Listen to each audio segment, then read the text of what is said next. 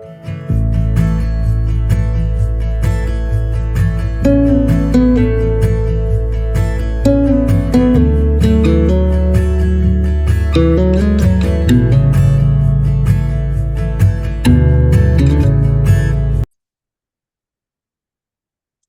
everyone, and welcome to Behind Your Eyes Season 9. And in this second episode, the lovely Christian is my guest. So, hi, Christian, if you would like to introduce yourself. Hi, thank you so much for having me. My name is Kristen Jones. I am a spiritual business coach for healers and intuitive quantum healer myself. So, part of what I do and part of my soul mission is to really help women and specifically healers and light workers strip away all of these layers, fears, limiting beliefs, imposter syndrome, the good girl energy, and anything weighing them down so they can step into their power and feel more liberated as they move forward in life and business. Well, I always start with the same question, and that is a sincere, how are you doing?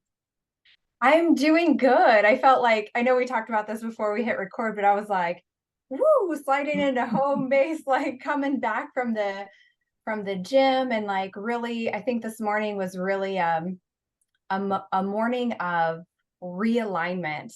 Because sometimes thoughts creep in that are really not of service to us. And it's like, okay, hold on. Let me meditate. Let me do some EFT tapping. Let me journal and move the energy out through working out. And so much better. So much better. Awesome. Well, you mentioned in your email to me that in your early 30s you were struggling with anxiety and depression, but that was also a time in your life where you made a big switch. So I would love to know a bit more about that time in your life. Yeah. So I feel like in my early adulthood, I would even say in my 20s, anxiety started creeping in. And I feel it was probably postpartum depression. And I dare to say that even like my oldest son is 15, so it wasn't really that long ago, but I dare to say that postpartum depression really wasn't even talked about a whole lot even then. Mhm. I feel like now we're starting to make noise and make it like advocating for ourselves and each other, right? But I started really struggling with anxiety shortly after that, just trying to balance mom life. My husband's in the Air Force, and he's active duty, so military life and adulting. Yeah. But my early 30s, it really ramped up. And it was by then I had my second child, and was um, I want to say it was full-time operating an online business that I was passionate about. And my husband had gotten orders to South Korea Mhm. for 13 months. And it just felt like everything was compiling. Mhm. Everything was just really weighing me down. Um, and it was it was one of those moments where I didn't realize how much it was taking control over me, or how much control rather how much control it had over me. But the peak of it happened when we were about 2 or 3 months from my husband coming back from Korea and for us moving from Arizona to South Dakota, so across the US. Mhm. And I remember I was trying to sell our house, trying to take care of small children and pets, trying to pack our entire 2,300 square foot home alone. Yeah. And and I just lost it. I was having heart palpitations. I was having panic attacks. I couldn't breathe. There was a point where I had a panic attack, and for about 3 days after, my chest physically hurt. And I was like, I can't keep living like this. Yeah. And I started doing some meditation at that point, but it still felt like, how am I supposed to find time for myself amidst all of the chaos? And Mhm. even like when he came home and we moved to a new duty station, my youngest went to kindergarten. So for the first time in years, I was like had time to think and process, and of course all of the thoughts surfacing, and feeling completely alone, not having any friends at our new duty station yet, reintegrating with my husband, which sounds so weird, but when you spend so much time apart and you're used Mhm. to living separate lives, it just feels it's difficult to come back together. Yeah, it's like you have to get to know each other again. Exactly. I mean, we grow and we evolve over time, and especially over a year's time, that's a Yeah. lot. And so I just remember one day before my kids came home from school, sitting on the couch, and all of a sudden I just burst into tears. I'm like, this is my breaking point. Mm. It felt like a low for me. I was like, there's got to be another way. Yeah. There has to be another way. And that's when I started taking steps to really advocate for myself and to start to heal the anxiety and the depression that I was experiencing. Mm. And was it also a burnout? Yes, 100%. Yeah. I I have a lot of my cat scared me. I saw in the corner of my video. She's almost always with me when I'm doing videos or anything. So yes, I have a lot of energy just naturally. And so Mm. I think that this is also not think, I also know that this comes from like childhood things as well. Um, I had been one of those people that was like hustle, hustle, hustle, hustle, Mhm. and burnout, burnout, Yeah. burnout. And so, yeah, that was an awareness piece as well. It's like I can't keep operating at this capacity anymore. Yeah. How did you go to take the first steps into your healing journey? Yeah.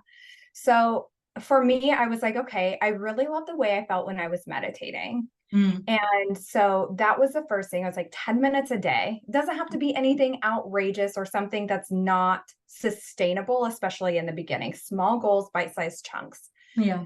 So meditation was the first thing, guided meditations, 10 minutes a day. I also started journaling. I got my thoughts out of my head and onto paper. Mhm. I had also stepped away from the way that I was operating the business that like the business I started in the health, fitness, and life coaching Mm. industry and have evolved over the years to what I do Yeah. now. Um, so I stepped back from the way that I was operating and started doing it from a more aligned space, a Mhm. slower space, a more trusting space. Nature was a big piece in this, like really Mhm. learning to be present and honoring what was coming up in my mind, what I was feeling in my body. Yeah. And then from like a support aspect, I started hiring healers to do energetic and Reiki Mhm. sessions.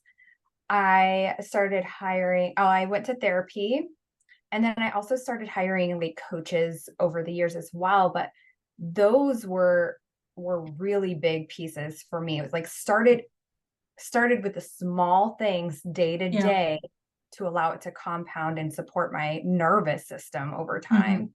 Yeah, yeah, because healing itself is very overwhelming, of course. And like you said, Yeah. when you take it just step by step by step, you gradually see the improvement. And it's a lot like safer for your nervous system if, instead of Yes. jumping into it. Yes. And that's so common too, especially from someone that is an avid hustler, like recovering hustler. Or if you're just like, oh, I don't even know where to start. And then you get all of these tips and you're like, I'm going to do all the things. And it's like, it was Yeah. never meant to be. Check, I did this. Check, I did this. It's like, what Right. feels aligned for me today? What do I need? What does my nervous system need? And Mm. what one thing can I do today to support me Yeah, first?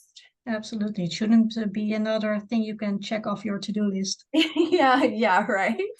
Yeah, but when you said, you were already, in like the health business, but then you didn't recognize what your health actually was doing.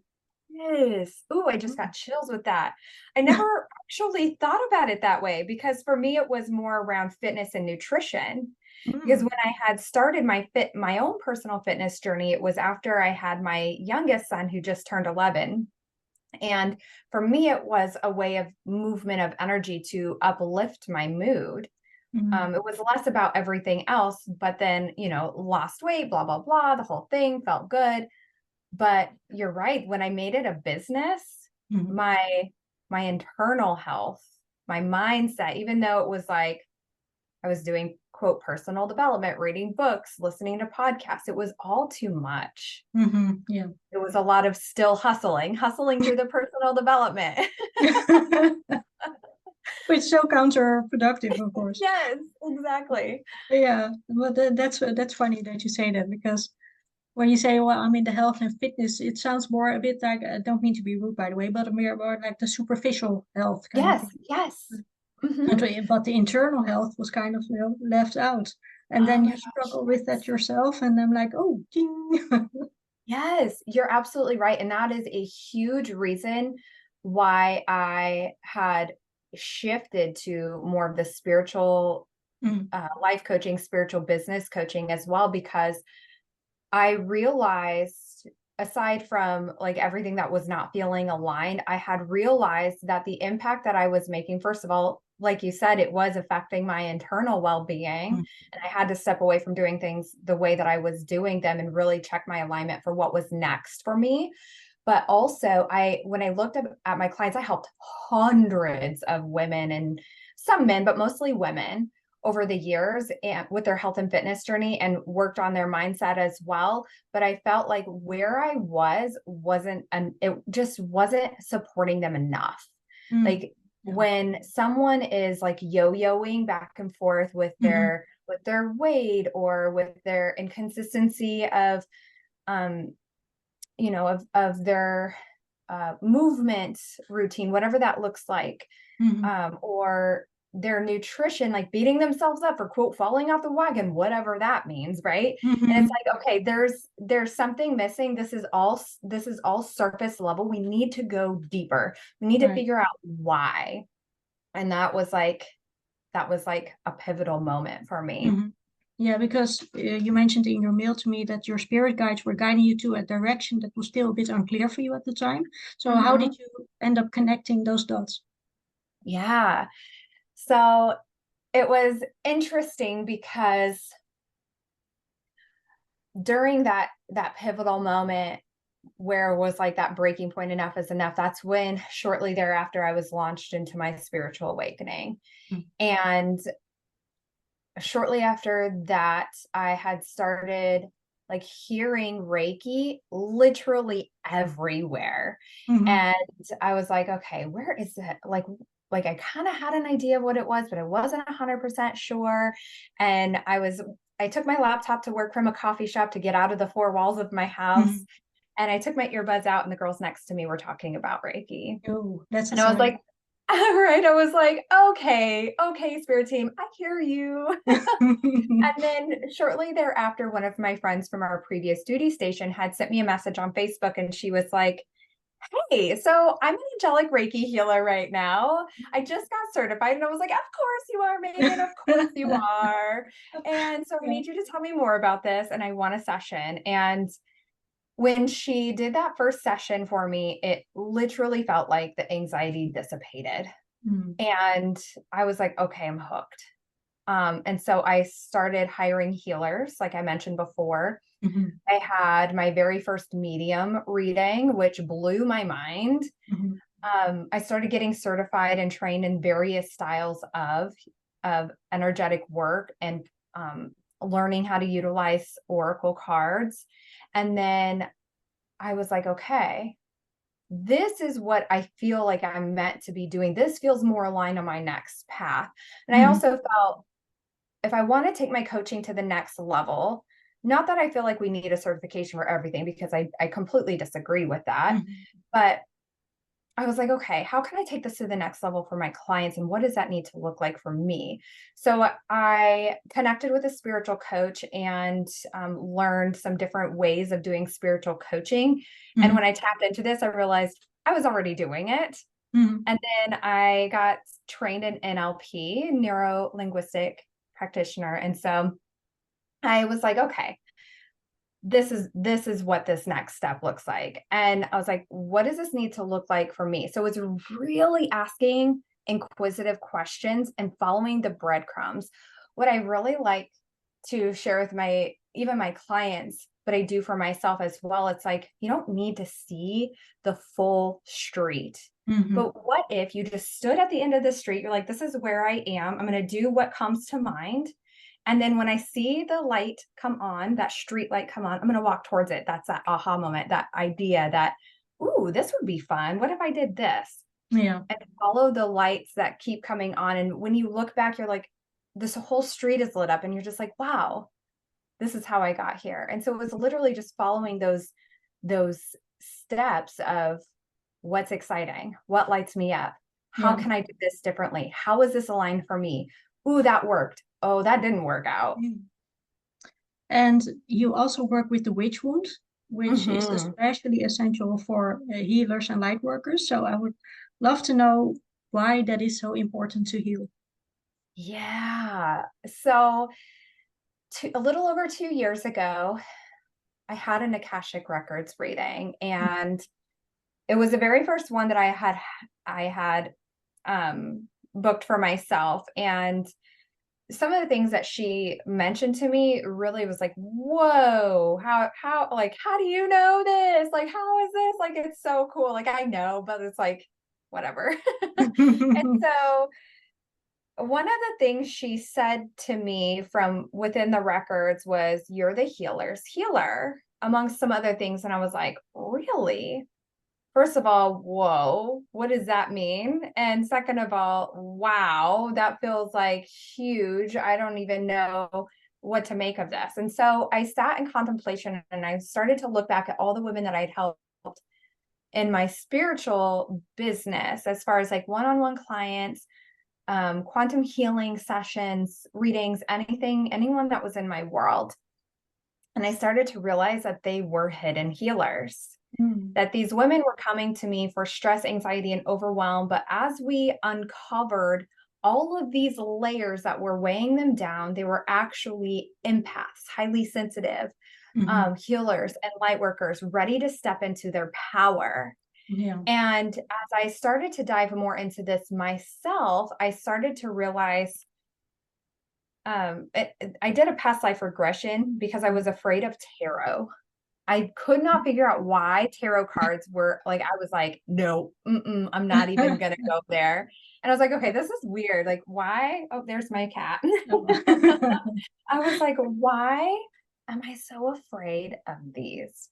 Mhm. And so I did a past life regression and realized I was a witch in a past life. Mhm. And so I started to like really do some research and soul searching, and was starting to notice the more healers that I worked with, the more that we're carrying these wounds.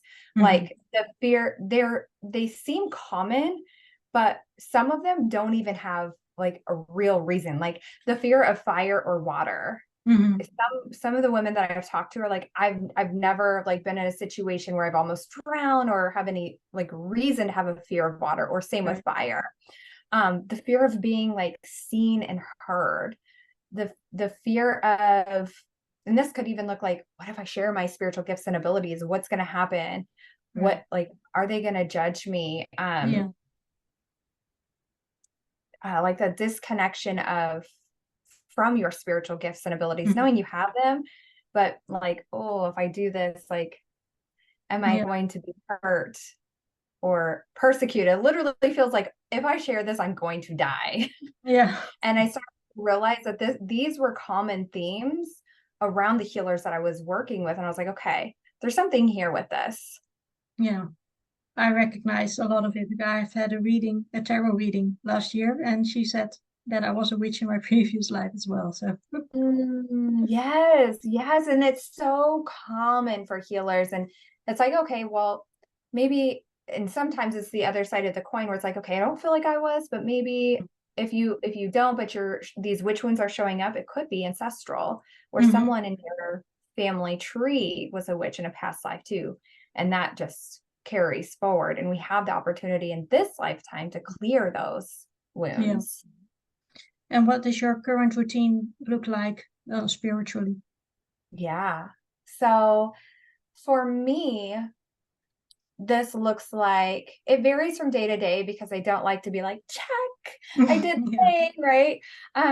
I really love to start my day with a short meditation. Mhm. And like I said, it varies. Some journaling, This could also look like EFT tapping. I always wear crystals, Mhm. always. Um, and then obviously using sage to smudge myself or Mhm. call back my energy at the end of the day. Um, this could also be depending on like how I'm feeling throughout the day, but feet Mhm. on earth, grounding in some way, or using some kind of grounding crystal, which I have a grounding crystal in front of me right now. Yeah, is that also how you stay mentally healthy? Yes, yes.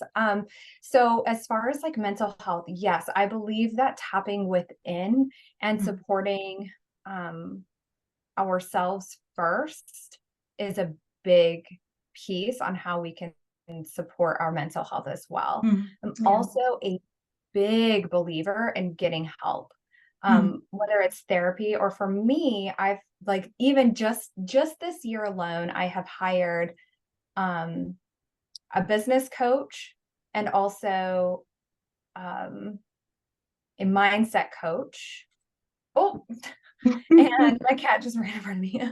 And I've had 4 one-on-one rapid resolution therapy sessions Mhm. to clear fears, to clear trauma, and the things that have been coming up for me so I can like really calm my nervous system down and Mhm. step more into my power.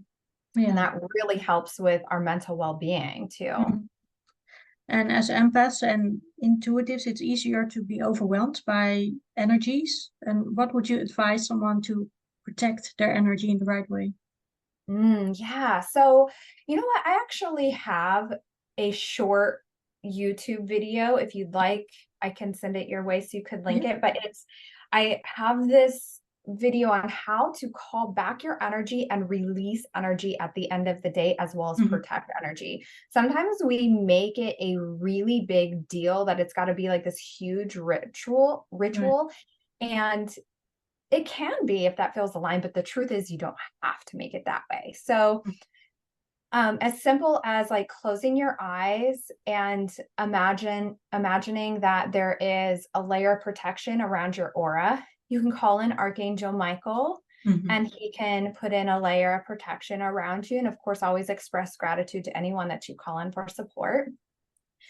I also love crystals. Black tourmaline, I actually have one in my pocket right now. I carry it with me every day. And this, it's not like the quote sexiest crystal, but wow, she is super protective, super protective. And I think too, like we are so connected all the Mhm. time. Social media, I don't know about you, but my phone is always next to me, or like I'm working from my phone most of the time as an Yeah. entrepreneur. And so reminding ourselves throughout the day to continue to protect your energy Mhm. or cut cords. Again, Yeah. Archangel Michael's great for this. Feet on the earth. Allow Mother Nature to release whatever you have picked up as well. Mhm. And what do you think is the difference between connecting to your spirit guides versus connecting to your higher self? Mm, that's a great question. So, okay, so what's coming to me is that, yeah, okay, so what's coming to me, I'm very like my psychic channels, visual and hearing are the strongest, and I'm like getting like um it's almost like my spirit guides are like in a circle. So what I'm seeing is like my higher self, our higher self is that next version of you, that Mhm. version of you that already knows it's done. Right. It's that version of you that has that wisdom, that knowledge of the next steps, the clarity, that self-trust, all of these things that we desire to embody at that next level or the future version Mhm. of us, they're already there. And so we can Right. anchor that into our 3D self. Our spirit team is angels, guides, loved ones, sometimes archangels, could be like star from like our star family if you are a star seed. And this is a group of spirit guides that are here with us to Mhm. be able to support us. Um, I literally think that feel like they're friends, like they're Mhm. my friend group. Yeah. Whereas like you can create a ritual and connecting to your spirit guides and meeting your spirit guides. And I definitely did that at the beginning of my spiritual awakening to really like understand deeper. And now I'm like, hey guys, like, can you throw me a bone? Can I have a sign? Like, what do I need to know about this? So it really feels like a loving friend group and family here to support me on my path. Yeah, I always say, oh, they're like the biggest support team. Yes, they're our cheerleaders and they Yeah, want oh yeah. to help us. It's funny when you say that because when I sometimes I visualize them and I see them with like pompons, like actual cheerleaders. Yes. Mine are like, yay, like clapping, yay. Yeah, like well Or done. rolling their eyes, hands on their hips, like, seriously? Yeah, yeah. Like, haven't you learned that by now? Yeah, exactly. Or do you need a sign here, sign? Yes. Yeah, I get that a lot. I say, I'm sorry. Like, I whoops. still need to learn. Exactly. Yeah. And do you have like a favorite way of connecting to them, maybe through meditation or visualization? Yeah. So in the beginning, it was through guided meditations. I would just go onto Insight Timer or YouTube and search meditations to connect with my spirit guides. And now, like I said, it's literally like friends hanging out with me each Mm. day. And of course, as we know, our spirit team, angels, guides, loved ones, they cannot intervene unless we ask. So Mm. ask. Yeah. If I'm like, okay, I need a deeper connection, I'll just sit either with nature music or out in nature, and I will just breathe and tap into myself and connect with them Mhm. and ask for their support. Automatic writing, I don't know, somebody must need to hear this because I wasn't going to say it, but it's like super loud. Mm. So, automatic writing, Mm. where you write at the top of the page something like angels, guides, loved ones for the highest and best good. What do I need to know about blank? Mhm. Whatever it is that you need to know. And then just write whatever is flowing in. Mhm. Doesn't need to make sense. Don't question it. Just let the pen flow. Yeah. And that's a really great way to connect to them too. Mhm. And what is the best advice you were ever given? Could be from people, could be from your spirit guides. I have thoughts, but I am not my thoughts. Mm. Oh yeah, Yeah. that's always good. I heard that on a podcast one day and I was like, oh, yeah. Because how often do we hear our minds just yapping away in the background as it does? And it's like, Mhm. what am I anchoring in as my truth? Right. And what is actually like just needs to pass by, or um, the perspective of rapid resolution therapy. I just got certified in that, and I'm doing extended training right now. It's like those thoughts, see them as like trash. They're not serving you. They're not who you are. They don't have to be, you don't have to become one with them. So beautiful visualization to release these thoughts is like, visualize you're doing like a fun river float, and Mhm. it's like a beautiful sunny day, perfect weather, the water is warm and you're floating down the river and you see a piece of trash and you're like, oh, there's a piece of trash there.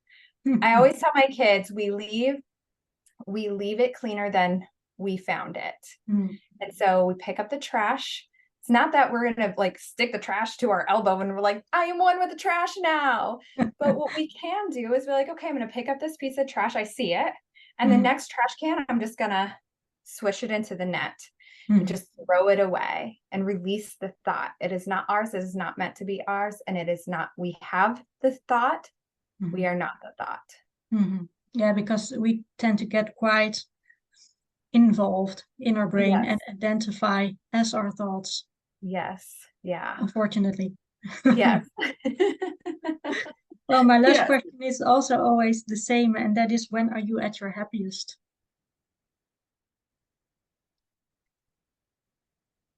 The first thought that I heard, oh, I'm getting two. Mhm. One, when I'm in nature. This could be by myself or with family. I have a Jeep Wrangler, which is my dream vehicle. I manifested it and I love Mm, her. She's an extension of me. And so I love to go hiking. I love to take my Jeep off-roading.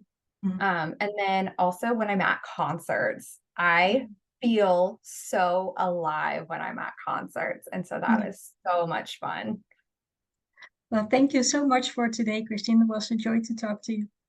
Yeah, thank you so much for having me.